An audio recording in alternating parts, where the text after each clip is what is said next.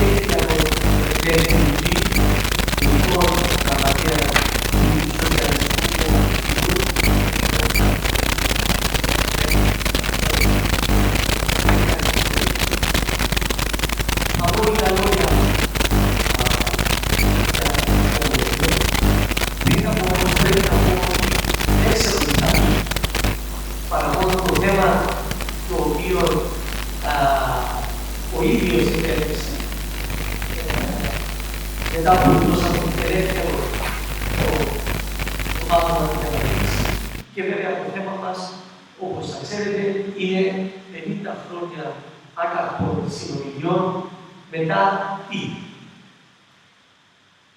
Ο Μετά γεννήθηκε στη Λευκοσία το 1958. Φοιτήσε στην Αγγλική Σχολή Λευκοσίας για 4 χρόνια, αλλά λόγω της τουρκικής εισβολής του 1974 και των όσων παρακολούθησαν βέβαια, αναγκάστηκε να συνεχίσει τη φοιτησή του στο Turkish College στις κατεχόμενες περιοχές. Σπούδασε οικονομικά στο Πανεπιστήμιο του Εσέξ της Αγγλίας και ασχολείται με την πολιτική από 14 χρονών.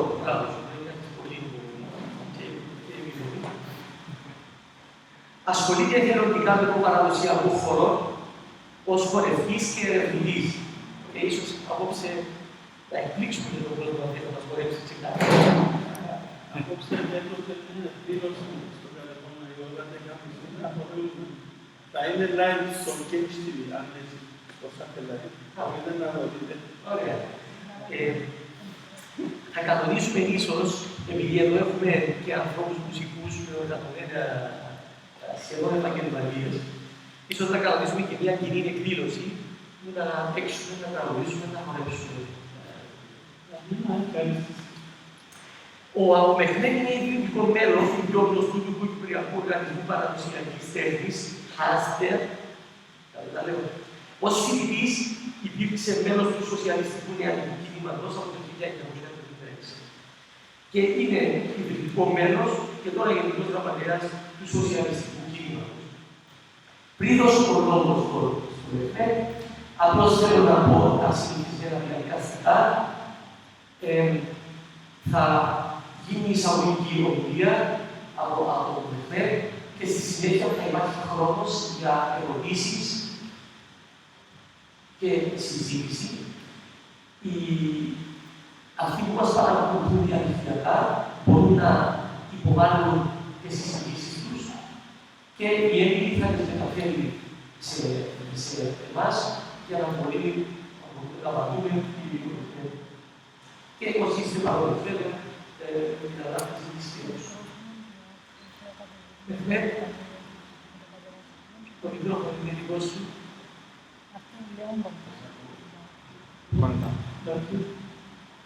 Ευχαριστώ πάρα πολύ.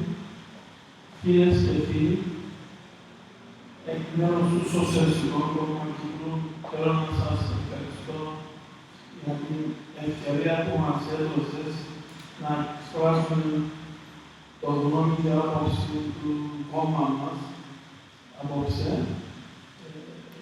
Με συγχωρείτε που πρέπει να κάνω την ομιλία μου στα αγγλικά, γιατί όταν παίρνουμε σε βαθιά πολιτικά θέματα, θα δούμε το γλώσσα μου στα ελληνικά δεν είναι αρκετά.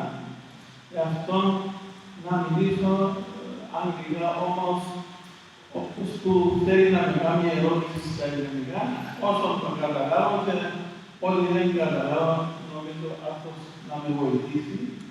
Και πιστεύω ότι να έχουμε μια όμορφη νύχτα. Θέλω να σας ετοιμάσω για ένα θέμα, ότι εγώ είμαι σοσιαλιστής, όχι μόνο σοσιαλιστής. Είμαι κομμουνιστής, καλύτερα να σας πω. Πρόλυμο να πω ότι είμαι κομμουνιστής. Και απόψε να ακούετε ιδέες στους κομμουνιστές. Δεν ξέρω αν είσαστε συνηθισμένοι όλοι, όμως ερώτησα τον άνθρωπο πριν οργανώσαμε αυτή την εκδήλωση και είπα ότι εμείς είμαστε σοσιαλιστές.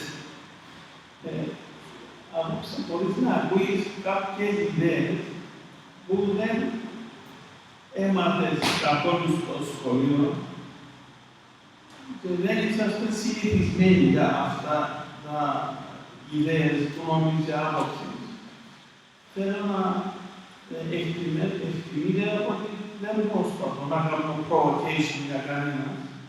Δηλαδή, κάποια πράγματα που να πω μπορεί να ακούγονται σαν provocation, αλλά δεν είναι. Απλά είναι το σκέψεις του κόμμα μας και είμαι σίγουρο ότι κάποιοι ιδέες θα είναι πλέον όχι πολλά διαφορετικοί για σας. Ας πούμε, σαν παράδειγμα, να ακούσουμε ότι η κόμμα μας σε έναν συγκεκριμένο περίοδο υποστηρίζει την ιδέα του ένωσης. Να σου πω το σε λίγο με πληροφορίες, με details. Αλλά ελπίζω ότι θα έχουμε μια θετική συζήτηση και να είναι κατανοητό για όλοι μας, ό,τι να σας πω. Okay, so I want to start talking in English now. Do you understand English? Okay. So,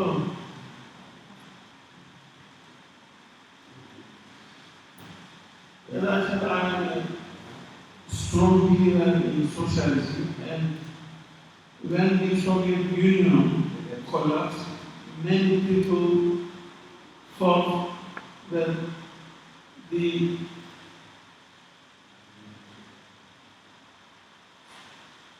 natural historical development of human society has reached an end. Capitalism is the end of the communal system, and there is nowhere to go ahead. So we have to live with it. I never accepted this. A real socialist who understands the science, the social sciences, and who know the theory, we never accept that capitalism is the end of the natural historical development of human society. At the moment, the world is basically divided into two main camps. On the one side is the international forces of the capital, and on the other side is the international forces of labor, of the working class. Now, with the collapse of the USSR, the Soviet Union, new and large markets opened up for the capitalist system, and surely it encouraged them, it gave them a new impetus, it gave them a lot of morality, that they had a victory against socialism. But they are short of understanding the fact that several modes of production in world history has continued for hundreds of centuries. The slavery system, the feudal system, they continued for hundreds of centuries. The dual capitalist system is still a baby, 300 years old, and has already experienced the Paris Commune, then the Soviet Revolution, the Great October Revolution, and after that, the defeat of fascism during the Second World War, and almost one-third of the world was converted into the socialist system, People's Republic of China and other people's republics in Europe. These are all great organisms, most important, great experiences for us in such a short time span of capitalism. Now socialist thought and socialist system has had a temporary defeat, but we know that this is only temporary. This defeat has caused a lot of immorality, has discouraged a lot of people, young people, and also caused a lot of confusion, and hence there are lots of political fractions among the left. And all this is, of course, creating disappointment within the ranks of the people. They are saying, well, we have seen the socialists as well, they have not been successful either, so politics is not a good thing to be involved in. We cannot have any substantial results with politics. Better we just try to get on with our daily life. But in effect, getting on with daily life is in itself politics. Now, why did I tell you all this? Because I'm trying to create a background for you about developments in Cyprus. Because the communist movement, especially after the October Revolution, was influential all over the world, and we have seen the effects in Cyprus as well.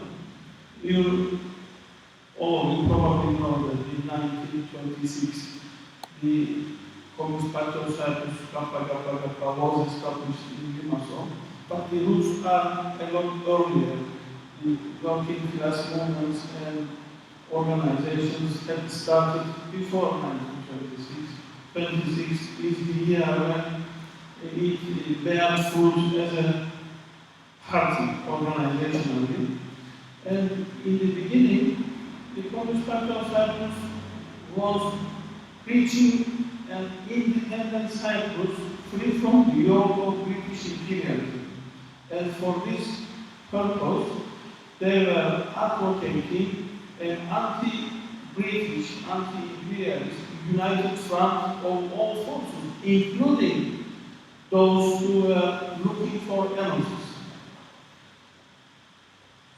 The common denominator was to get the British out of the island. Now, in 1931, we had the Octobriana uprising, where people of Cyprus, due to some tax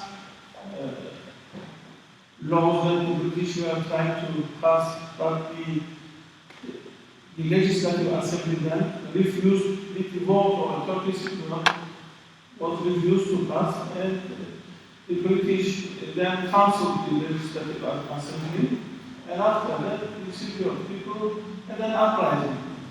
During this uprising, the Communist Party of Cyprus also made a great effort to be inside inside the movement and take the lead of this movement. Of course, we admit that the leadership was not at the Communist Party at the time, but the Communists also tried to be part of this uprising. But later on, as the interwar period, that is the period between the First World War and the Second World War, all over the world there was a big crisis, and during this time, fascism in Germany was getting organized, and of course we already had a big socialist power, Soviet Union at the time, and of course this strategy was to weaken imperialist power in any way possible. Now, at that time, the union of Cyprus with Greece was a correct policy, and that's why in 1941, because you know I'm just bypassing some information because I already assumed that you know these details, that after the October, the British banned all political parties in Cyprus, and the communist leaders either prison or they were exiled.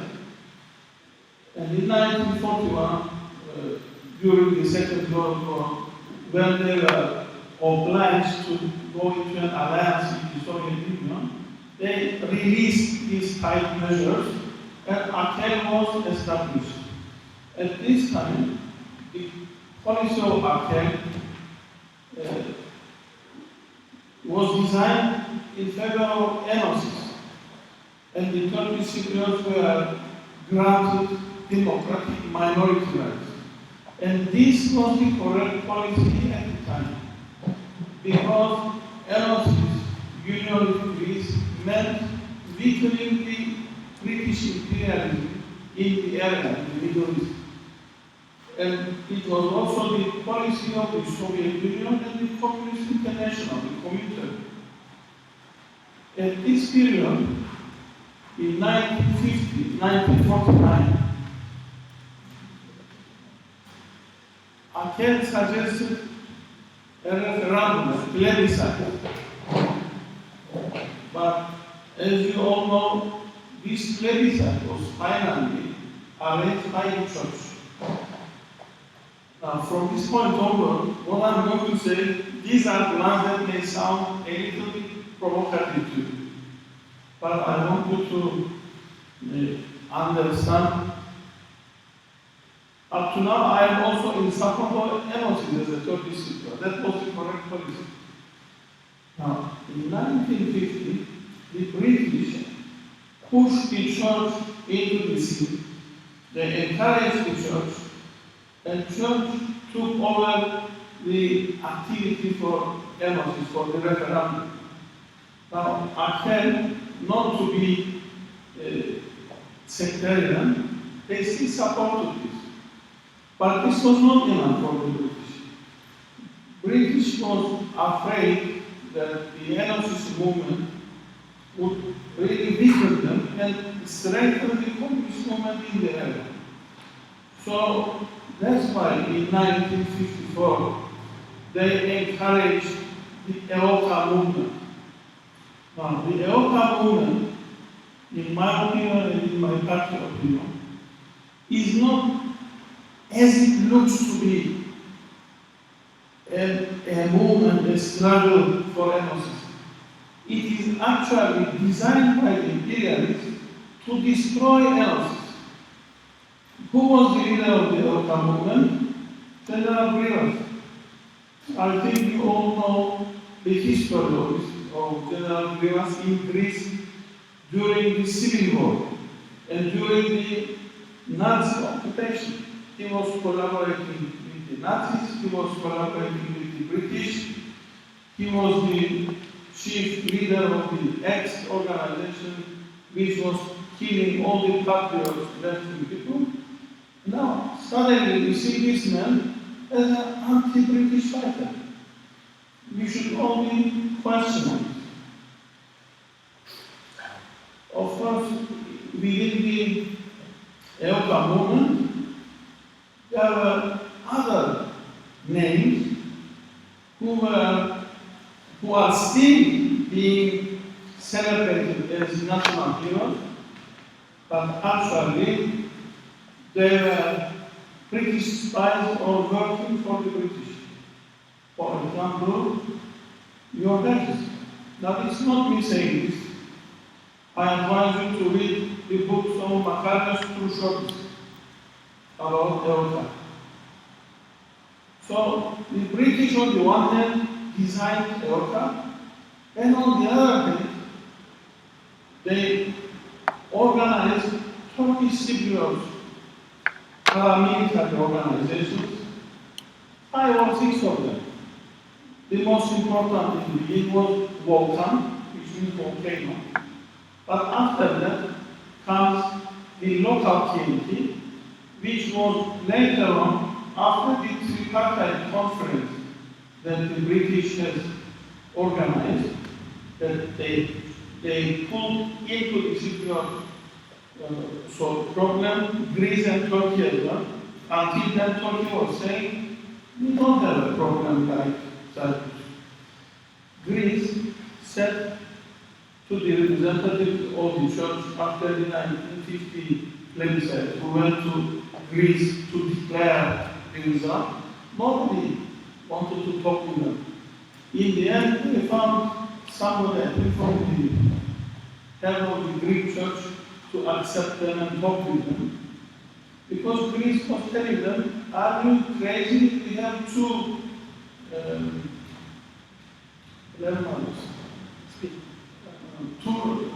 languages that we breathe. One of them is American, the other one is two languages, and the other one is British. So you can see how the British and Greece was in alliance in those days, and they were against anything because it was not to the interest of the imperial powers. Whereas the Soviet Union and the socialists were having a correct policy that NOCs would weaken imperialist organization and hegemony in the Middle East. So the British put in the Turks and Greece as well in the tripartite conference, and after this conference, they organized the real TNT. So what happened? EOCA and TNT together, EOCA pretending to have a struggle in favor of emphasis, but actually serving the interests of the British, they ended up in 1974. Now, what happened in 1974 is not what happened by chance. It is planned activity of the NATO forces. In 1971, in Lisbon, Portugal, there was a NATO meeting in which America, Britain, Greece and Turkey agreed and planned the coup d'etat and the occupation and invasion of Cyprus and the division of the island. This is what we call the economic taxi. Is actually, it backs to 1956 and maybe even earlier. And all these are documented. I can advise you the volumes written by Macarius Khrushchev, a Greek Cypriot journalist, who is writing all these documents from American sources, from British sources. So what happened is that for the sake of protecting the interests of these big powers, we Cypriots have been suffering. In 1974, the southern part of Cyprus has been ethnically cleansed from Turkish Cypriot. I myself, I am a Parthian from the village of Isopoulos, and we had to leave our village. There was totally an unnecessary military attack on the village protected by about 40, say, TNT soldiers, and many other isolated villages in Paphos. They are all attacked by the forces of the National Guard. In my opinion, totally unnecessary, but part of the same NATO plan to make Turkish Cypriots frustrated, frightened, terrorized, and leave this up. And the same happened what Turkey calls a police operation, their so-called intervention in 1974 to Crimea. They also terrorized the Greek Cypriots, and even after ceasefire, most of the Greek Cypriots who remained in their villages, in their homes, were terrorized, beaten up, threatened, frightened, and finally we have had an ethnic cleansing of the north from Greek Cypriots. Now most of us don't understand. Most of us, particularly, unfortunately, in the free areas of Cyprus, among the Greek Cypriots, the general atmosphere is not only blaming Turkey, but also the Turkish Cypriots. Whereas among the Turkish Cypriots, we need to blame some 200 fascist TNT members. Likewise, in the south, some, I don't know, 200, 300 fascist EOKA members, EOKA and EOKA members. In my opinion, they are all the same. Most Greek Cypriots think EOKA A is different from EOKA B. EOKA A is considered to be a liberation movement, but as I just explained to you, unfortunately, not. It was led by British agents like Rivas, like Georga's story to say, I hope I am not upsetting or insulting anybody, but these are also written by Matarios Kouchotis, a Greek Cypriot journalist. So, in the end, we find ourselves fighting each other. If my grandfather would wake up from his cemetery and go to his village today and see that his villages are not there, and went to the neighboring villages and ask what's going on, I'm sure he would be surprised, he wouldn't believe what was going on, and he would say, my bella is all right, but unfortunately, most of us have been carried away with all these nationalistic rhetoric and is somehow contributed to the division of our island. Now, since 1968, we are trying to find a solution through intercommunal talks carried out by the leaders of the two communities under the auspices of the United Nations. Now, the United Nations nowadays, unfortunately, does not have the same aims, the good aims, as it was established. It is actually being used by the Anglo-American imperialists and all the other imperialist powers for legalizing their war efforts, not peace efforts, war efforts. And the powers who decided to divide Cyprus, who decided without even thinking as a single minute that all the suffering they are going to cause to the people, they divided heartlessly our island. Many people died, many of us became refugees. Now we are expecting these people to solve the problem. Isn't this ridiculous? Can these people solve the problem? And look what's happening in this table, on the negotiations table.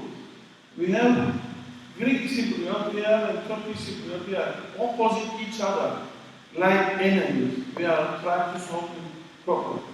We will never solve it because the problem is not here. Here there is no problem. The problem is between the whole people of Cyprus against the Anglo-American imperialism. We should be sitting together on the negotiation table like this, and we should what's this crazy guy's name? No. He's also crazy. The new president of Trump. Trump. We should take Trump and Prime Minister of England, Turkey, and Greece, and we should tell them, gentlemen, this is the agreement we want in Cyprus. If we fail to do this, another 50 years will pass, and there will be no solution. Now, my party, the Socialist Party of Cyprus, we have been advocating from the beginning, because we declare ourselves as the heads of the Communist Party of Cyprus. We follow the line of the Communist Party of Cyprus, and we believe that the only correct policy is a struggle through an anti-imperialist united front of the whole of the Cypriot people. If instead of wasting 50 years with these bullshit negotiations, we could manage to get such a unity, I am sure we would have been at a much different position right now. Probably we would have established peace on our island. But most of us, for different reasons, for reasons of interest, because we have a lot of collaborators with the big powers, have been wasting our time by dealing with each other, not dealing with the real problems. Now, we have been always advocating an anti-imperialist united front struggle. Now, I know this sounds to you like utopia. I know this. It's the same on the other side. But I am telling them that the real utopia is expecting the creators of the problem to make this, and we have been trying them for 50 years, they will manage. Next 50 years, they will not manage. So we can start building up for the united front from now. But we also have a second alternative. We are calling the UN framed solution proposals bourgeois solution proposals. Ours, the united front struggle, is the proletarian alternative. And of course, for this one, I know very well that the power of the poor people of Cyprus altogether, Turks and Greeks altogether, is not enough. We have so many armies here. I want to emphasize to you that our main problem is not the Turkish army.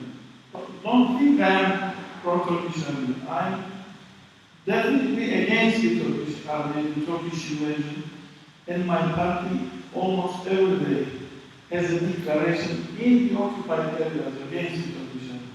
But the greatest problem for Cyprus is the British army and the British agency.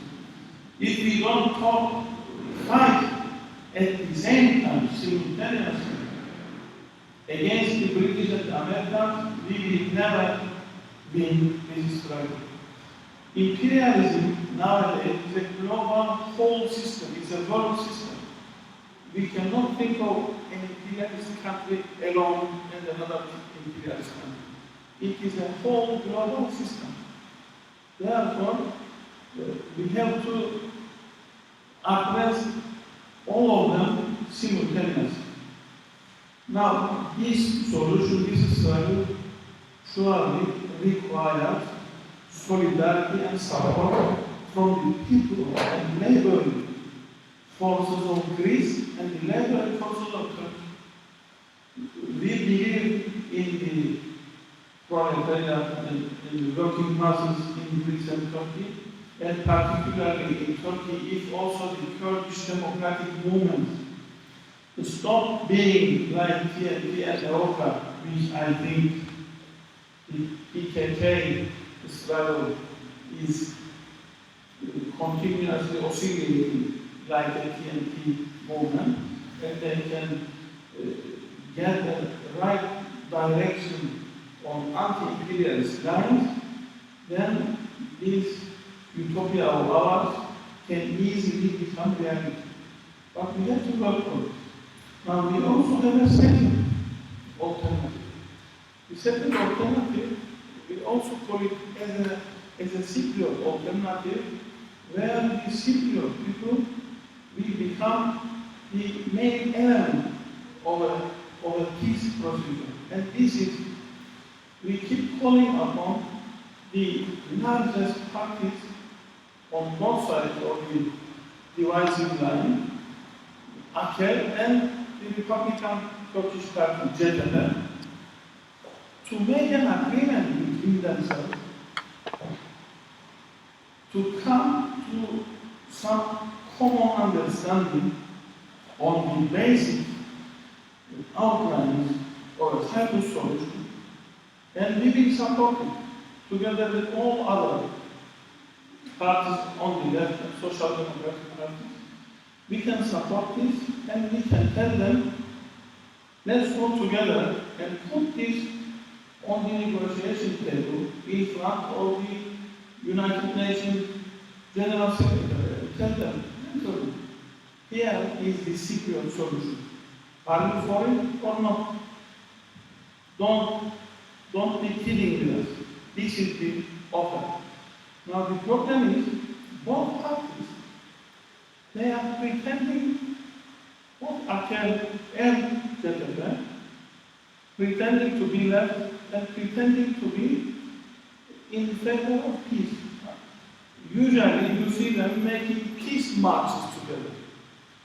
But I keep questioning them. How can you march together when you both talk about peace, but on the other hand, one of you say, I want peace exactly as what Mr. Akıncı is saying. And the other one is saying, I want peace exactly as what Mr. Anastasiadis is saying. But these two guys, they are not, in our opinion, representatives of their communities. They represent the big powers. Anastasiadis represents the EU bourgeoisie, EU imperialism. And Mr. Akıncı, first and foremost, represents Ankara and the Anglo-American imperialism. They have nothing to do with the interests of the city. They are just playing their role. There is an anecdote that Mr. Akıncı once said, I heard it personally from him, that at one time he asked to a UN official, he said, but why do these intercommunal talks keep going and we can never reach a solution? And this high-ranking UN diplomat told him, Mr. Akıncı, the show must go on. And now he became part of the show. And I think he is doing very well, very good acting on behalf of Mr. Akıncı and on behalf of Mr. Anastasiadis. They are very good actors,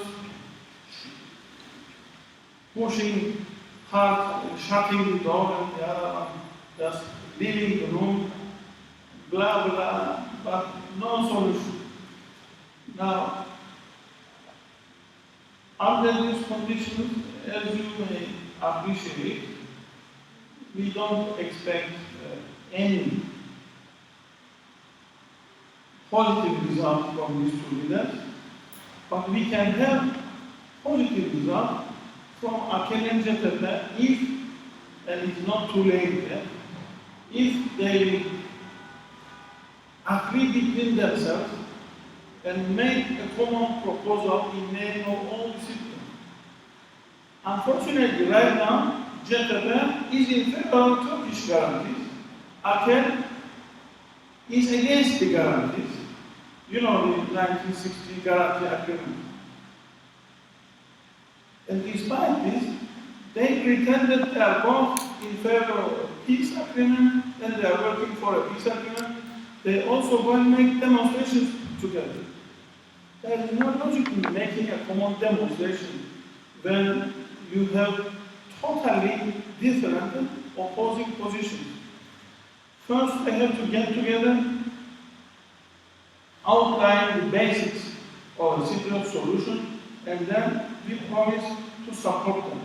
Because this is also a system in which we will have the Cypriots together side by side, not sitting opposite to each other. Therefore, I am saying that unfortunately, under the present conditions that these talks are carried out, we do not expect any solution because we don't expect the imperialists who have caused the solution, who have caused the problem to create a solution. They have big and invested interest in the Middle East area. They keep bombing Iraq, Syria, Libya from our country, from Cyprus, and they want to be comfortable. Now, if we Cypriots, we have no problem among us, we are going to ask the British to go, and they don't want any headache. They are saying, instead of us having a headache, let these bloody Cypriots have the headache. So they transfer the headache to us. Now we have to be clever to pass it back to them. And finally, do I have time? Okay, another couple of minutes. Okay, couple of minutes. I want to say to you again, I'm going to sum up by giving you some socialist ideas again. Now, you see we are now living in the 21st century and everything is changing so much technologically.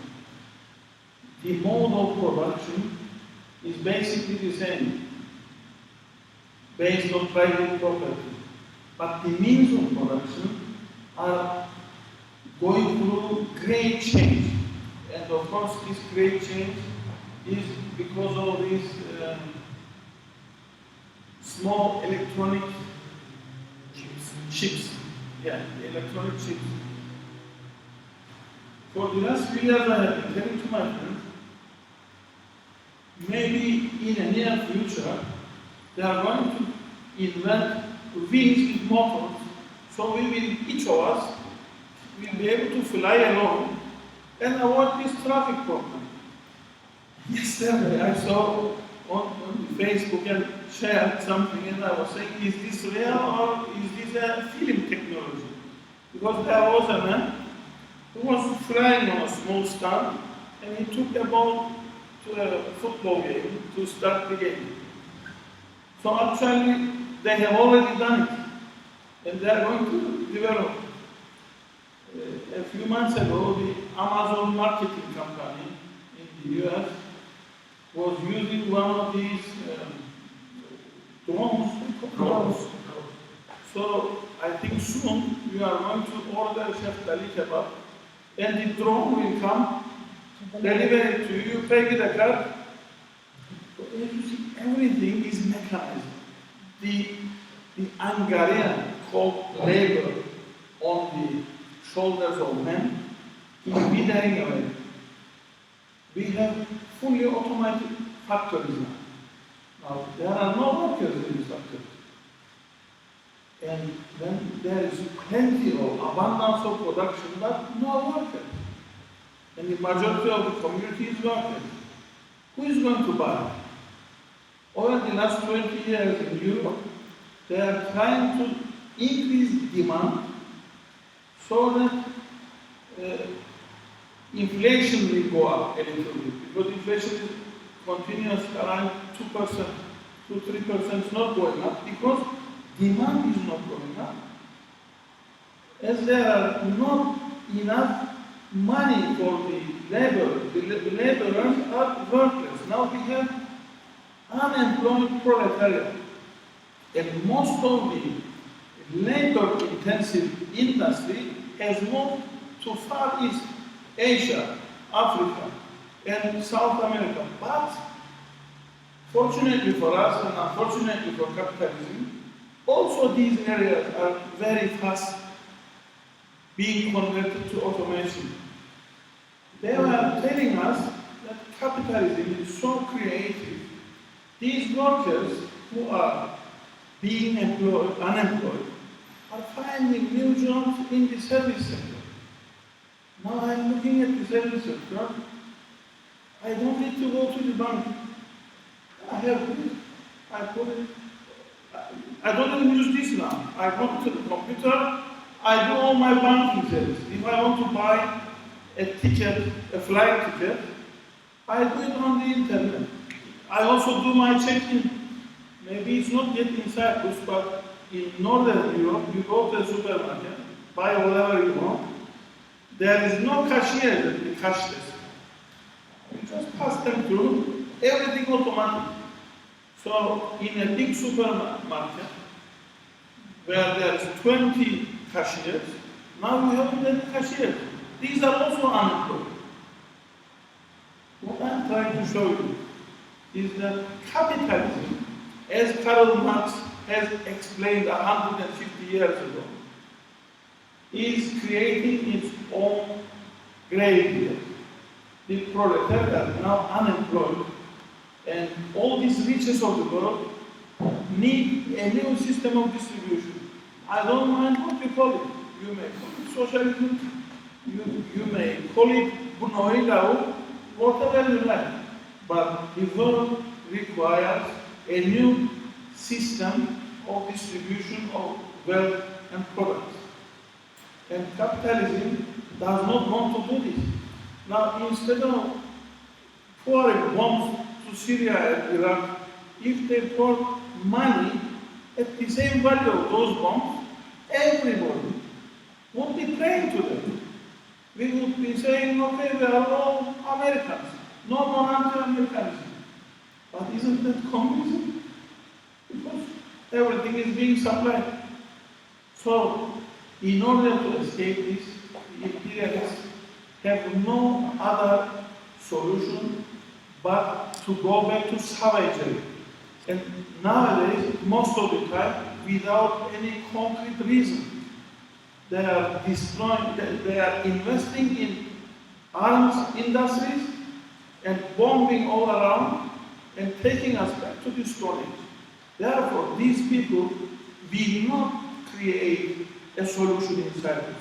If we expect from these imperialists to create solution, we are going to find new reasons for war. There is a big danger waiting for us. So, you have to decide either that or red. What do you prefer? Thank you very much.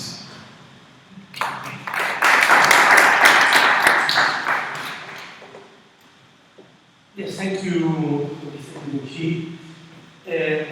Θα προσπαθήσω να συνοψίσω γρήγορα αυτά που είπε ο Μεχμέτ, ούτως ώστε να έχουμε αρκετό χρόνο για συζητήσεις. So it was good that I came along because you need translation as well. It was 2 hours.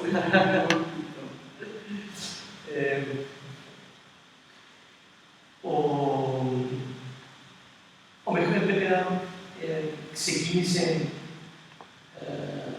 την ομιλία του με μια δήλωση των πολιτικών του εκθήσεων ότι είναι ένας καθαρόμενος σοσιαλιστής, κατακτήρια του κομμουνιστής, όπως ο ίδιος αποκάλεσε τον εαυτό του, και μας έδωσε βέβαια μια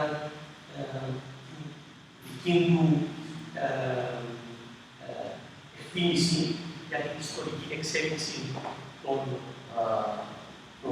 παραγράμμων της Κύπρου, ξεκινώντας βέβαια από το 1926 την ίδρυση του Κομμουνιστικού Κόμματος Κύπρου, τα 8 μετά, στα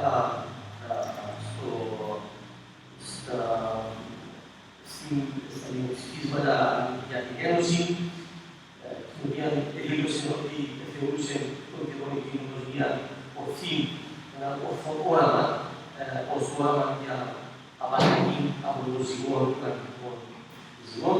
Θεωρείται ότι το κυπριακό πρόβλημα είναι ένα πρόβλημα το οποίο δημιουργήθηκε καθαρά από τον αγγλοαμερικανικό υπεριαλιστικό παράγοντα. Θεωρεί ότι η ΕΟΚΑ χρησιμοποιήθηκε για να μπορέσουν να ελέγξουν τη μεταγεωγραφική περίοδο στην Κύπρο οι υπεριαλιστές, εξού και κάνει εκεί αναφορά στην ύπαρξη κάποιων ανθρώπων όπως το Γρήπα και τον Μογγολίκα, τον Λιωκάκη, ότι αυτοί ήταν άνθρωποι πράσινες όπως τους αποκάλεσε. Προχώρησε να πει, βέβαια, αυτά που όλοι ξέρουμε, ότι η διχοτόμηση της Κύπρου ήταν πιο αποφασισμένη από το 1956. Ξέρουμε τα σχέδια του Χαλερή και μετά του Γραφείου Ειδικού Πολέμου του 1918.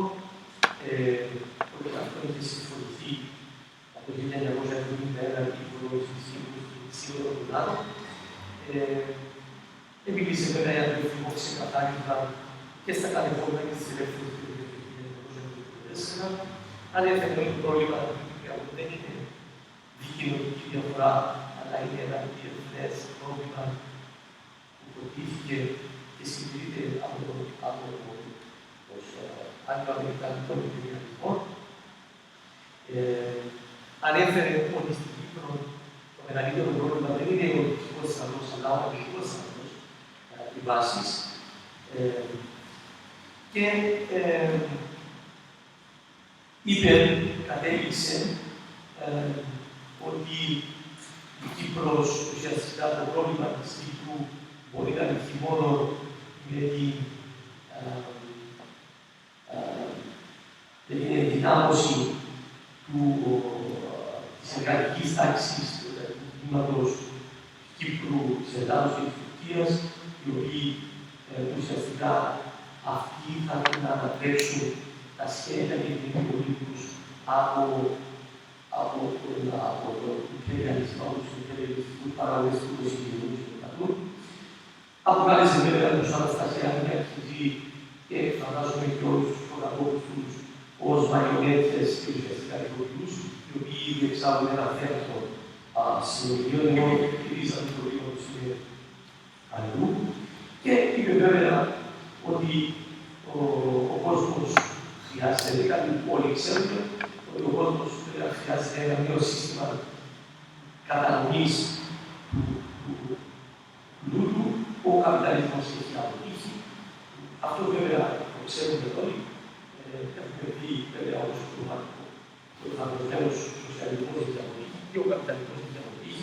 Βλέπουμε βέβαια ότι είναι μια διεθνή ολιγαρχία, η οποία έχει το παγκόσμιο γίγνεσθε, είναι μια τάξη παραπάνω, όπως την αποκαλούμε εμείς σε αυτό το κείμενο εδώ, που έχουμε βέβαια μια διαφορετική ιδεολογική προσέγγιση σε αυτό το θέμα. Όμως,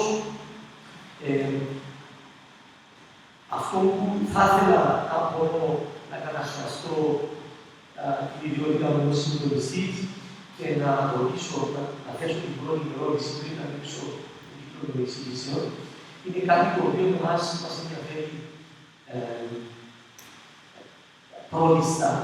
Εμάς δεν μας απασχολούν, όπως σας είχα πει από το τηλέφωνο, δεν μας απασχολούν οι ιδεολογικές καταβολές και πεποιθήσεις του καθενός, αν είναι κομμουνιστής, αν είναι ρατσιστής, αν είναι καπιταλιστής, τι είναι. Θεωρούμε όλα αυτά ως πάνω στην γέρα πλέον. Δηλαδή, αυτό που μας απασχολεί είναι η ουσία, η ποιότητα της λύσης. Είπετε ότι εμείς, οι Κύπροι, και όχι μόνο, πρέπει να ενωθούμε χέρι με χέρι και να διεκδικήσουμε τη λύση του προβλήματος μας από τον διεθνή υπεριαλισμό. Ποια λύση? Πώς φαντάζεστε αυτή τη λύση? Θα είναι μια λύση ενός ενιαίου κράτους όπου οι Τούρκοι της Κύπρου, οι Έλληνες της Κύπρου, οι Παπεθαλοί της Κύπρου, οι Χριστιανοί της Κύπρου, οι Καθολικοί της Κύπρου θα ζουν όλοι μαζί, δίπλα-δίπλα, ανάμεικτοι, όπου θέλουν ο καθένας και ίσα δικαιώματα ο καθένας, ή φαντάζεστε σαν μια ομοσπονδιακή Κύπρο, μια δι-κοινοτική Κύπρο, όπου θα υπάρχει κάποια στη μέση το δικό σας κομμάτι, το δικό μας κομμάτι, και θα έχουμε μια σχέση καλής κοινωνίας. Αυτή είναι η ερώτηση που παρακαλώ από την απάντηση. Surely, our vision is a united Cyprus, of course, under the leadership and hegemony of the working class, of the laboring masses. And if an anti-imperialist united front struggle can be carried out under our leadership, under the leadership of the working, toiling people of Cyprus, the solution will be a class-based solution, not on ethnical basis. And we have a program. Actually, I forgot to bring it. Our program is also available in Greek. This is called the Anti-Imperialist United Front program, in which we envisage all troops and all foreign bases out of Cyprus, one country, united country. So, but what is, excuse me, because the word united has been used so not federal, as united nation, one state. Yes, one state. Okay. One centrally dominated state and ruled by the working class, not Turks or Greeks. If if I am a strong leader, the majority of Cypriot people think I am worthy, I will be the leader of the party and the leader of the government. So when you say governed by the labor, how do you mean democracy has its principles? It's one man, one vote. If the people want to elect a laborer, a window cleaner, they can do it. If they want to elect a multi-millionaire, they can do it. So how will this take place? How will the labor take on the charge? Well, you said that you are not involved with ideologies, but whether you like it or not, ideologies are there. Because ideologies rely on the class structure. And the fact that the classes are divided into societies is not the idea of Carolina. It has been said by Adam Smith and Ricardo a lot earlier than Carolina. These are all capitalist economists. They are theorists. Yes. So, we believe that the source of all evil is private property. Now, we are envisaging a people's democratic Cyprus like the people's democracies then in Europe after the Second World War, in which, surely, if you read our program, it says that we are going to confiscate all the land from the British bases, we are going to confiscate all the church land and all the Evgraf mosque land, we will confiscate this, and reallocate it to the people who have been moved from their places, and for all the workers, foreign workers also, who are living in Cyprus, and who are going to give a shoulder to the independence struggle of the people of Cyprus. They are our most significant allies. But if they are not strong enough, and at the moment there were some questionnaires made a few days ago, and all over Cyprus, about 7% of people sympathize with socialistic ideas. And I'm sure that out of these 7%, most of them do not even understand what is socialism and socialistic ideas. So, unfortunately, I have to accept that at the moment, both ideologically and organizationally, we are weak, very weak. But conceptually, we are the strongest. Now, it is a very long-term struggle, what I am talking about. But if the second alternative, where we will not be leading, but the bourgeois parties, άκαρπων, will be leading, and we have a peace agreement on that base, we will still advise them for a unitary Cyprus. But we will not refuse if the people of Cyprus will vote for a federal arrangement. This is possible within the bourgeois concept. Our basic conception of democracy is that at the moment, the representative democracy, that is parties being selected MPs and sent to the parliament, are not actually representing the electorate which is voting for them. Look what happened in Cyprus after Anastasiadis was elected. 15 days before he was elected, he said, no government. He was elected in 7 days, or 10 days, I'm not sure. He had realized the government. All the MPs in the parliament, to be elected, they gave other promises, but when they were in the parliament, they forgot the promises they made to the people. They acted exactly the opposite. Now, we believe that nowadays, this representative democracy, unfortunately, is totally ahistan, out of use. It's no longer valid. Can you believe that 250 million American people have no other choice but 2 idiots? 2 idiots. Mrs. Clinton and Trump. And Trump ruling the whole world. Do you think this guy represents the American people and the will of the American people? No. He is a puppet of the FBI and CIA. This is who he is. And this is who he is representing. Since Kennedy, they never allowed somebody who has his own initiative and his own mind to rule America. Because they don't want somebody who has willpower. They want somebody who is a puppet, who will do what they say. So they don't even mind when he goes to Argentina and say, hello, people of Chile. They don't mind all the absurdities, as long as he is there for themselves. So we are in favor of direct democracy, which means άμεση δημοκρατία. Όπως ήταν στην Ελλάδα πριν 2.000 χρόνια. Of course, you know, the Greek direct democracy in small city-states was only for men and aristocratic men. Slaves and women couldn't vote, but it was democratic in that sense that those free men were not ruled by one person, they could make a common decision.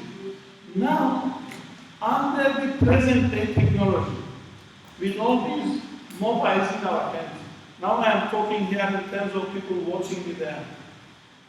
And every day on the TV screens, on the social media, we are discussing every issue. Suppose we decide to discuss what sort of administration we want in Cyprus. Suppose that we have an agreement, troops have went, but we didn't decide how to rule the country, whether we want it to be federal or united. We can say 3 months of discussion, everything open, no secret information, everybody can reach through the computers all the information. We discuss on TV, on all media, on computers, and we say on the 1st of April, in the morning, from 8 o'clock until 12 o'clock, everybody has a code. We touch a button and say yes or no. And in how many minutes do we get the result? And we are proposing this for every major issue and on local levels, on every local issue. This is direct democracy, and the infrastructure of the world nowadays is possible. It allows for this. So we are for direct democracy, and this is how, if we come to power in Cyprus, Socialist Party of Cyprus, we rule Cyprus under direct democracy, not under Turkish Cypriot community, Greek Cypriot community. Everybody living here, Sri Lankese, Vietnamese, everybody we can say they are all human beings, they all are living and sharing the problems and the benefits of this country. So everybody will benefit from this really utterly democratic method of decision making. Do we have any questions for the internet before we pass on the president?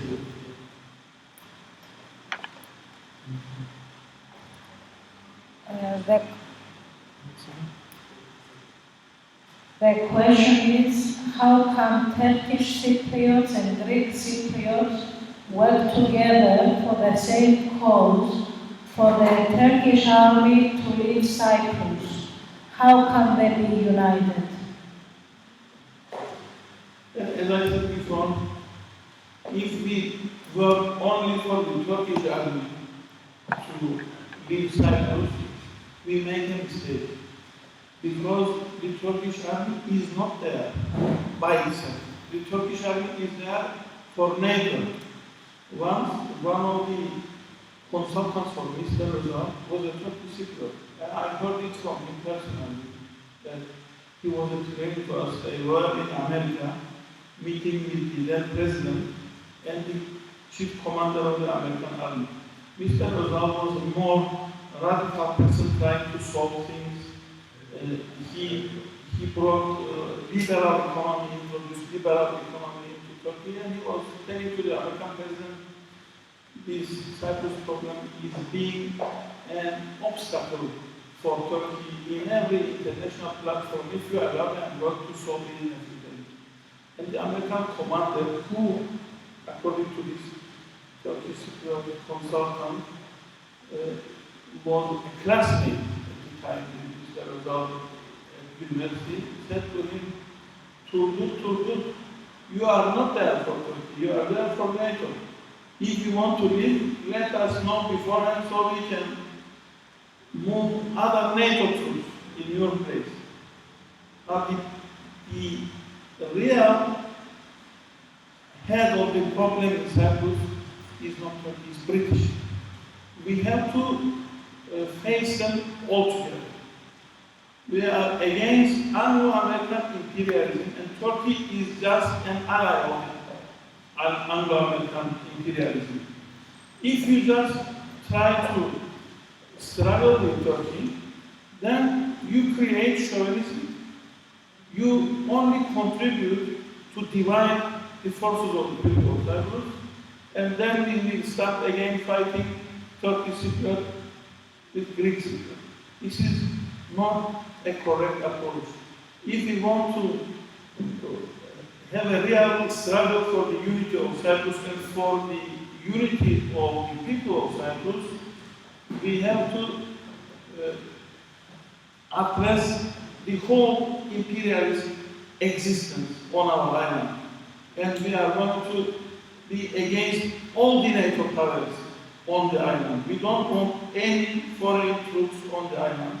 Now, this, I think, is the best confidence-building measure for the people of Cyprus. If we go hand in hand in solidarity with each other and fight against the British bases and fight against the Turkish army and fight against the stupid so-called United Nations armies, most of which are also NATO armies, against the Greek contingent on the island, all the imperialist NATO forces, and I know we feel very weak and we say this is an utopia, but just fighting the Turkish army and thinking that the Turkish army will go is a worse utopia, because the Turkish army is not there by itself. You remember from Lebanon how fast the Syrian army withdrew? The Americans told them in 24 hours you have to leave, and they left. Turkey knows the same thing as well. If the Americans tell them, here is the way, gentlemen, you are going, they will go in 24 hours. But the international conjuncture does not allow this at the moment. Turkey is there by the direct support of the United States of America and England. And I will also tell you something else which will surprise you. Turkey is also here, don't get angry with me, by the support of the Greek Cypriot leadership. Because the Greek Cypriot leadership is the only power, if they want, they can change this whole course of things upside down. But unfortunately, they are also in favor of division. How can they do it? Very simple. If they say that the Turkish Cypriots are not to blame for what happened, all the Turkish Cypriots are not equal to TNT. And the Turkish Cypriots, everybody can come back to their homes in the south, then everything will go upside down. But they don't do it.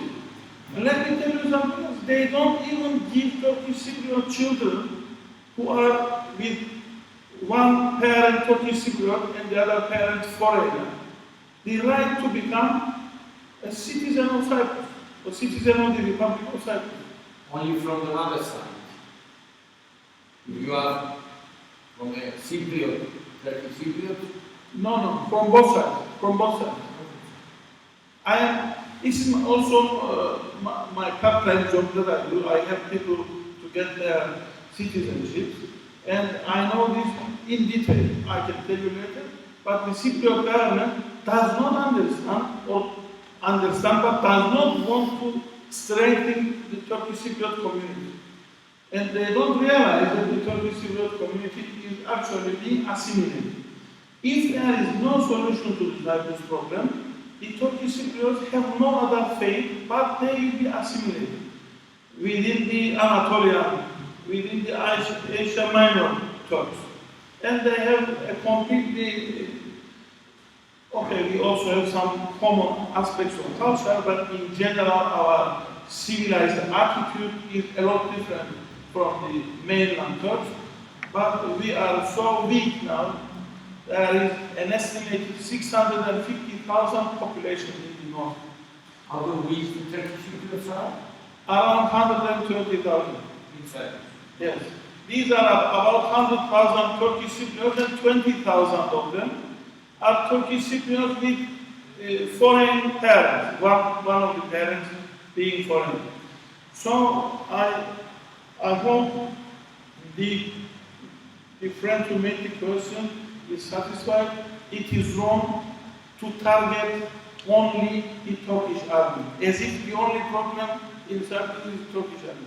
Actually, the Turkish army is a result of the real source of the problem. The real source of the problem is Anglo-American imperialism. If we don't see this, if we close an eye on this, and also Akel makes this mistake and says, first, let's solve this Cyprus problem and then we deal with the British. Now, I don't know if you also have the same saying, does the egg come out of the chicken or does the chicken come out of the egg? Now, if you wait to solve the Cyprus problem, then handle the British, you will never have a chance to handle the British. But if you get rid of the British, the Cyprus problem automatically will be solved. Next question.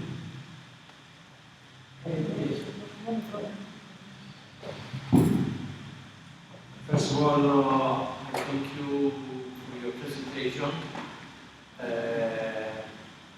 Sorry, shall I speak in Greek? Ναι, ελληνικά. Το καταλάβω σε ένα αγγλικά.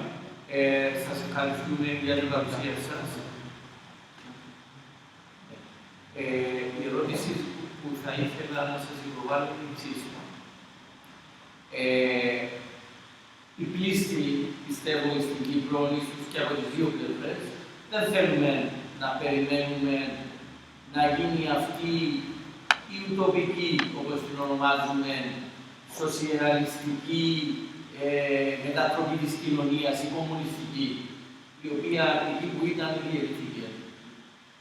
Λοιπόν, θα ήθελαμε να μας πείτε πιο πρακτικά βήματα που εισηγείστε ότι θα πρέπει η δική μας πλευρά, η ελληνοκυπριακή πλευρά, να πάρουμε και σαν κοινότητα, ίσως και σαν κυβέρνηση, επίσημη κυβέρνηση της Κύπρου.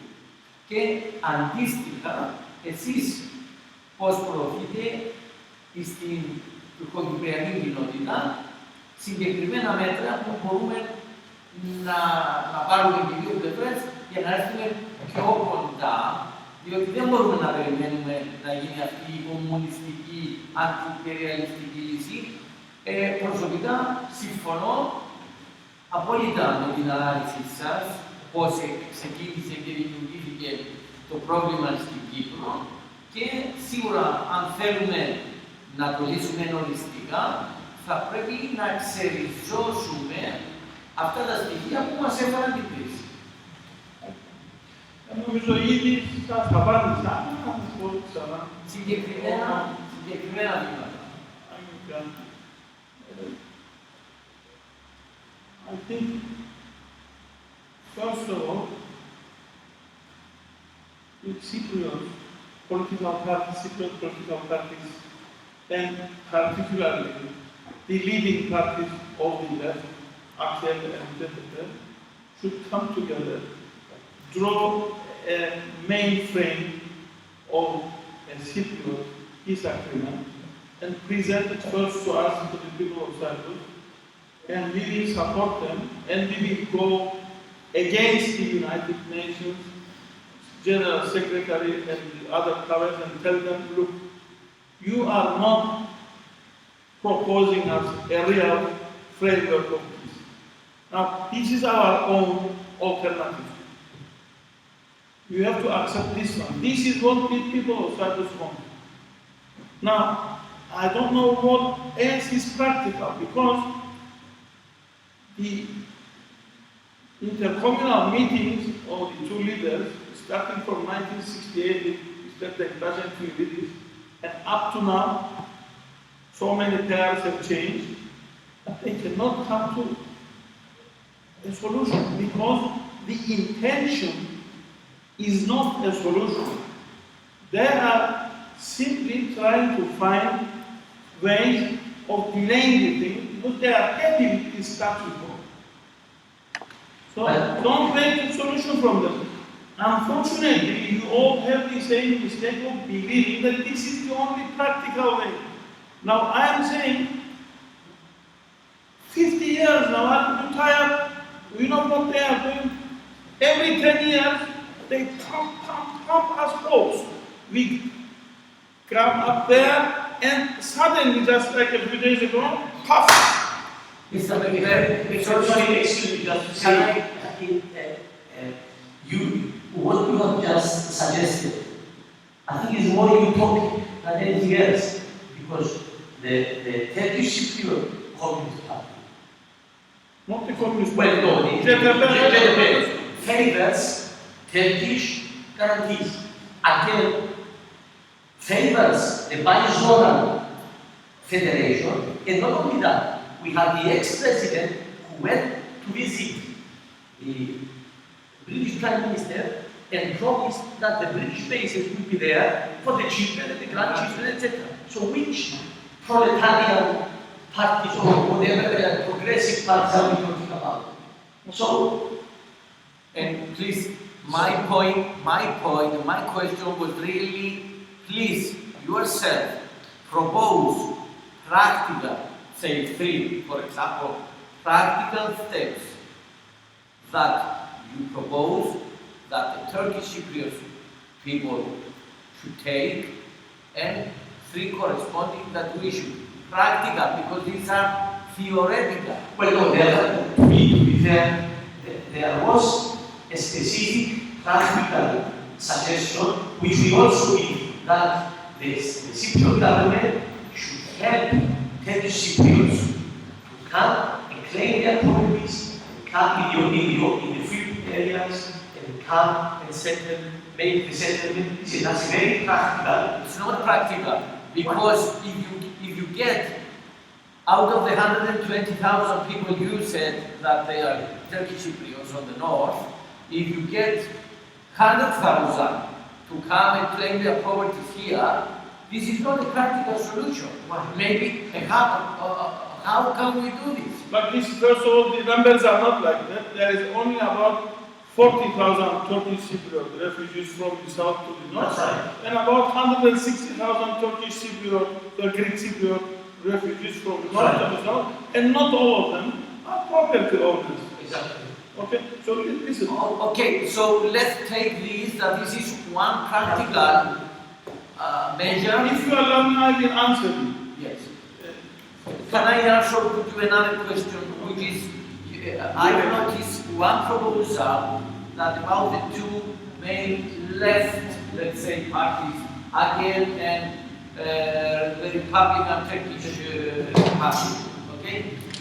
You said that these two main parties, which are the leftist party, or main leftist parties, should come together and reach a solution which will be along the lines of the anti-imperialist sort of solution, and say, this is the solution we want for our country, and trying to spread this and negotiate this with the opposite side, which should be the imperialist.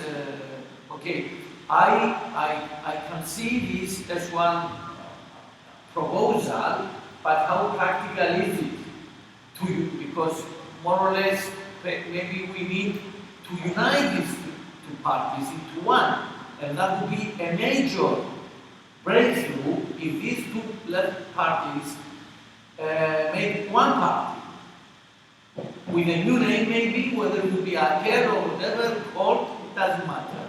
That would be really a strong message which could have some effects. Okay. If this proposal and put into practice, surely what you are saying, over a course of time, will also take place, that this party will emerge into a single party, and all the other related parties on both sides will also probably emerge into a single party. Now, what we are saying is that, according to my analysis, the intercommunal talks will lead nowhere. They led nowhere, and they will lead nowhere because those who carry out these talks do not have the intention. Now, for my suggestion about άκαρπων, Arthur says that they are also on opposite poles. So he doesn't see it possible, but I believe that because on the rank and file members of both parties, there are majority of members are in favor of peace agreement, they can push their leadership in this direction, and these two parties can make a framework. And if they don't, we will expose them. We will expose them that they are pretending to be in favor of peace, but actually they are collaborators as well. They also collaborate with the big powers. And the framework they are going to draw up does not necessarily have to be anti-imperialist. Just simply a framework that they think will work for Cyprus. Nothing against private property, nothing against church land, nothing against it. Can I just say, in the Republic in the South Free area, we had again power. We had the General Secretary again, which is the president. At the same time, on the other side, ΣΤΗ was in power. Well, this was probably the most corrupt and the most capitalistic government that we had in the history of the Republic. So how can we rest our hopes on these people? So you see, actually, when we talk about these methods that you are saying are practical, we realize that they are not practical. And what we think that is utopia, is socialist alternative, actually is the only practical one. Listen, in 1970, When somebody talks about overthrowing the Tsar and making a socialist revolution in a very backward country like Russia, you would probably think this guy is from the madhouse. What's crazy? Stupid. Utopian, ultra-utopian, to make a revolution in Russia. But did it realize or not? It happened. I am simply saying that if for the next 50 years we stop wasting our time with these intercommunal talks and come together, put our brains and efforts together to put a resistance against imperialism and keep telling them, we are not going to fall into your trap. If we are going to create a new war, I am not going to take arms against others. And he is not going to take arms against me. And we will be refusing to take up arms for your interest. And this is what we want. Our solution is this. And if we insist on this, believe me, even if we don't manage to have victory for an anti-imperialist revolution, at least they are going to be afraid and make the federation themselves. The federal solution. You know why? Because when the revolutionary movement is weak, the movement for war in favor of unjust, unfair war is strong. But when the revolutionary movement is strong, when revolution threatens them, then they cool down and they are more for peace. So, if we really work for this end, we can have a result. This is my intimate belief. I believe that this is practical. But talking in terms of a bourgeois solution, the only other thing I am able to think about is what I just proposed to you, that the parties on both sides say, leaders, you step down because you are lackeys of Ankara and Brussels. We have no belief in you. They make up their framework, and in addition to this, the tactical Cyprus government must take some measures, must say, I am the republic for all Cypriots, not only for Greeks, must install Turkish language as well, must install Turkish lessons in school, must do correct history teaching. Now you may say, but others do it in this north as well. Don't forget, the north is under occupation. In the north, what we say is not valid. Only what Turkey orders is done in the north. But believe me, despite the fact that we are living under the boots of one of the most fascist armies on earth, we are brave enough to talk here against the Turkish army, to talk here against the Turkish invasion, and under the occupied area, we are also putting a certain resistance. I believe that the resistance so far Turkish Cypriots are putting is far more than what Greek Cypriots are doing for our island. So don't expect that the Turkish side can take the same measures. But the Greek Cypriot government here must also say, I grant the citizenship rights of Turkish Cypriots, plus I grant under the constitution of Cyprus election rights for the Turkish Cypriots. Come here and do election. Let's elect the vice president of Cyprus. And later on, after we get the British and Turkish armies out of Cyprus, if we want to change the constitution, we can change again. But nowadays, if we go back to the Republic of Cyprus as a bourgeois solution, this is still going to upset the whole imperialist plan. There were some teachers, and I'm sure you know about Mr. Chanel of the African newspaper. At one time, they went to Mr. Christofias and they said to him, they proposed to him these things. But he said, but you are the only few who want peace. What about the rest of the Turkish Cypriots? And I'm saying, what does it matter to you? Most of the Turkish Cypriots work there, they have an income there, they have a salary there, and the priority of every person is his family. I want some food for my family, some income, some health, education. So they are afraid if they do something, they are going to lose all. But you do it bilaterally, unilaterally. As the Republic of Cyprus, you do your own responsibility. But the Republic of Cyprus is ruled by leaderships who are in favor of imperialist plans, who are in actual fact secretly supporting the division of Cyprus. They prefer to separate the states.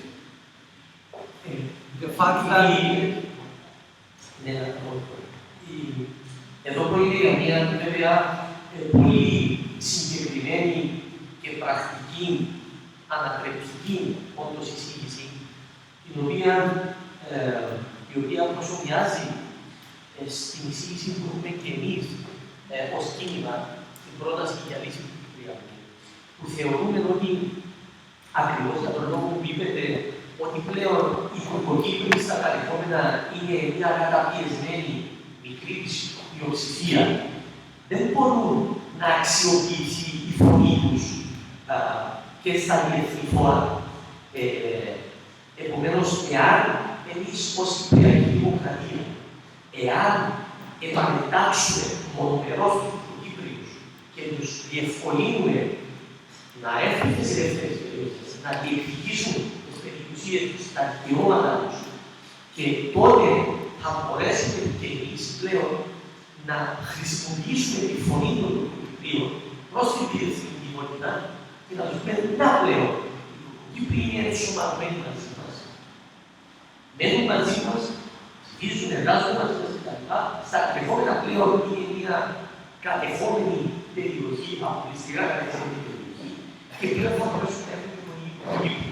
Είναι μια όντως εισήγηση πολύ πρακτική, που θεωρώ ότι ίσως είναι και από αυτές που έχουν ακουστεί, ίσως είναι και η πιο χειροπιαστή και υλοποιήσιμη.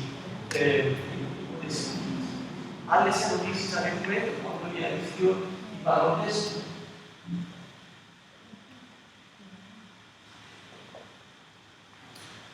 Άλλος θα θέλει κάποιος να ρωτήσει κάτι. όπου δεν υπάρχει άλλη ερώτηση, αν μου επιτρέπετε.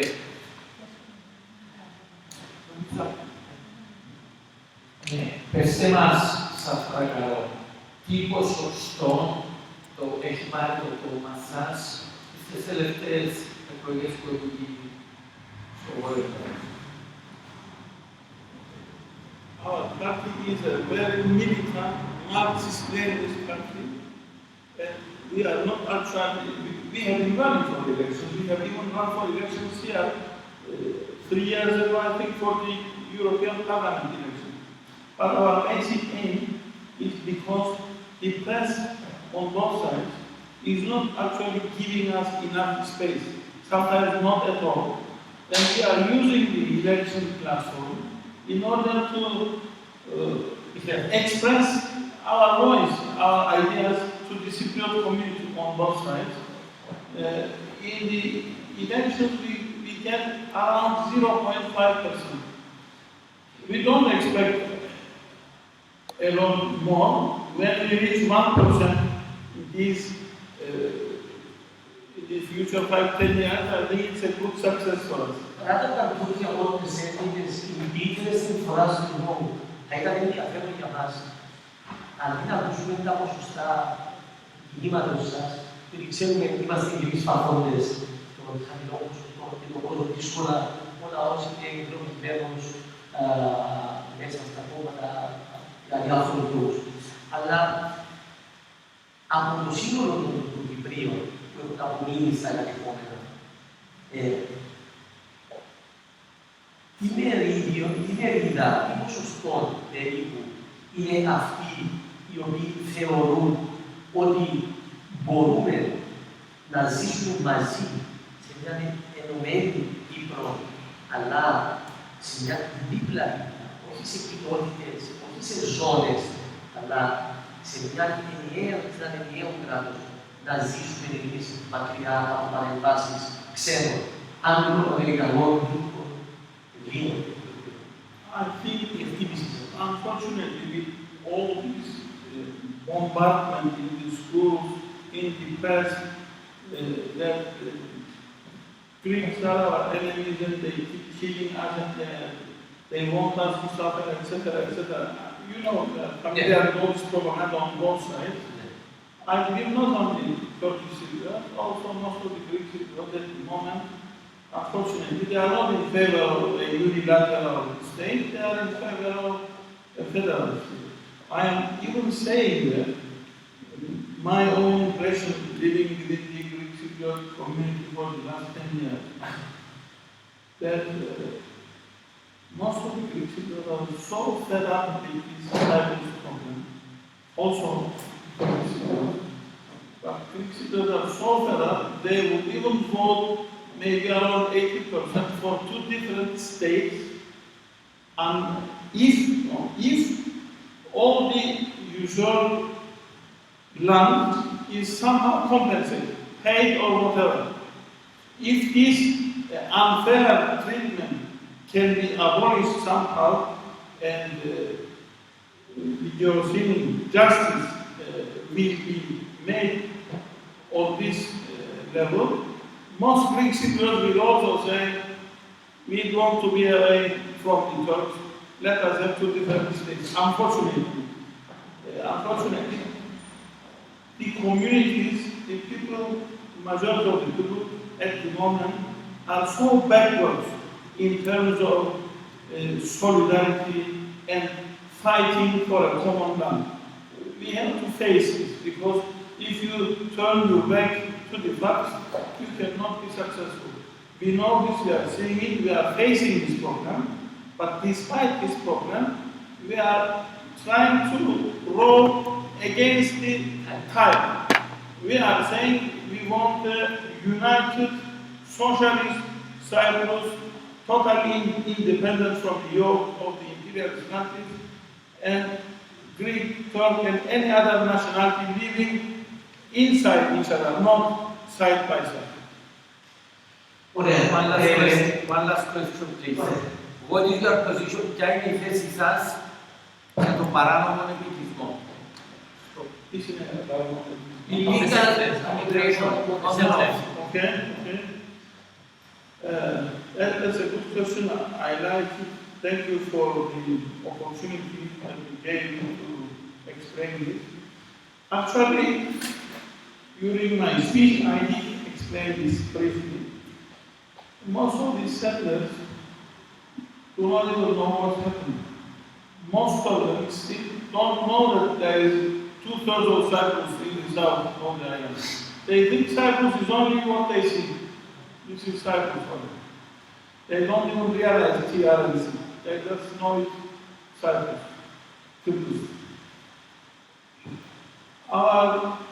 Of course, in Cyprus, the Turkish Cypriots have developed a local Turkish Cypriotism now. When they were in conflict with the Greek Cypriots, they were Turks against the Greeks. Now, there are Turkish Cypriots against the Turks of Turkey. And there is a lot of ethnic nationality and sectarianism.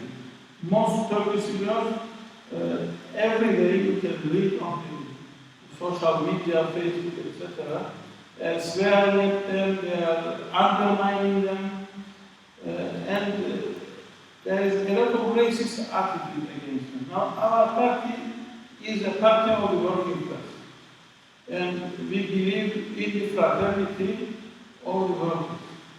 Plus, I have already said that the strongest allies for the people of Cyprus in our struggle for liberation is the toilers of Greece and Turkey, foremost from all other nations and countries, Greece and Turkey. So, on the one hand, we do understand that Turkey is using the settlers to assimilate Turkish Cypriots and colonize northern Cyprus. We are surely against them voting at the moment which means their vote is undermining our willpower as a society. But on the other hand, our policy towards them is not like what most Greek Cypriots are saying, they must all go. Believe me, many of them, particularly those who came in 1975, 76, when you talk to their children, even us talking to them, we don't realize that they are from Turkey. They have become so much Cypriot, even with the dialect. And some of them, they have never been to Turkey, they don't know relatives or anybody. So our attitude is, we want these people as an ally. And we are simply saying all those settlers, plus all those foreign workers in our country, from Sri Lanka, from Vietnam, from Turkmenistan, Azerbaijan, because on the other side you have these people, here we have the Sri Lankese, Vietnamese, Syrian, etc. All of them, whoever will join in the struggle for our liberation, we will grant them full citizenship rights of our country. If they support this struggle, those who will collaborate with the imperialists, of course, we will punish them somehow. Maybe we will deport them. I don't know if they have been murdering people, or slaughtering people, or whatever. They will be punished accordingly. But this is a simple policy which we believe that we will create allies to us. And I will tell you a short anecdote. My job is in direct marketing, in private life. I used to go and show products and try to sell them in-home. One day I was in the house of such a family from Turkey. And because when I'm with them, I try to speak clear Turkish so that they understand me. They thought I am from Turkey. Now, the attitude of most Turkish Cypriot left-wing parties is so hostile to these people, and despite the fact that they were working and poor people, the attitude was, the guy told me, I realize you are from Turkey, and let me tell you a secret. I hope a war breaks up, and you know what? First, I am going to kill these fucking Turkish Cypriots. This was the attitude. And he is right, because he is being fed with all this enmity from the Turkish Cypriots, and particularly from the Turkish Cypriot left, which is definitely wrong. The policy of the Socialist Party of Cyprus, clear, once more I will tell you, every foreign worker or settler, whoever is living in Cyprus, to contribute and help in our case for the liberation of our island, we will grant them full citizenship. Λοιπόν, ευχαριστούμε πάρα πολύ τον κύριο Μπιλτζή που μας έκανε έτσι τη χαρά να τον έχουμε μαζί μας, να ακούσουμε τα όντως πολύ διαφορετικά θέσεις που μας και ενημερωτικές βέβαια που μας έχει πει. Εμείς βέβαια ως το είδαμε που οι θέσεις μας είναι ξεκάθαρες και καταλαβαίνες και διαφέρουν σε πολύ μεγάλο βαθμό από τις θέσεις του κινήματος. Όμως η δημοκρατία και η ελευθερία του λόγου και βέβαια η αντιμετώπιση της αλήθειας μας ενδιαφέρει και μπορούμε πάντα ο μόνος τρόπος για να τη διασφαλίσουμε είναι να ακούμε όλες τις απόψεις, όλες τις θέσεις. Σας ευχαριστούμε πάρα πολύ για την παρουσία σας εδώ και θα ξανακαλούμε βέβαια όταν θα σας ξαναέχουμε εδώ σε μια μελλοντική στιγμή. Καληνυχτίζουμε και ευχαριστούμε όσους μας παρευρέθηκαν και όσους μας έχουν διαδικθιακά και ευχόμαστε καλό καλοκαίρι. Αυτή θα είναι η τελευταία συνάντηση μέσα στο καλοκαίρι του 2000. Θα συνεχίσουμε με την βοήθεια του 2020.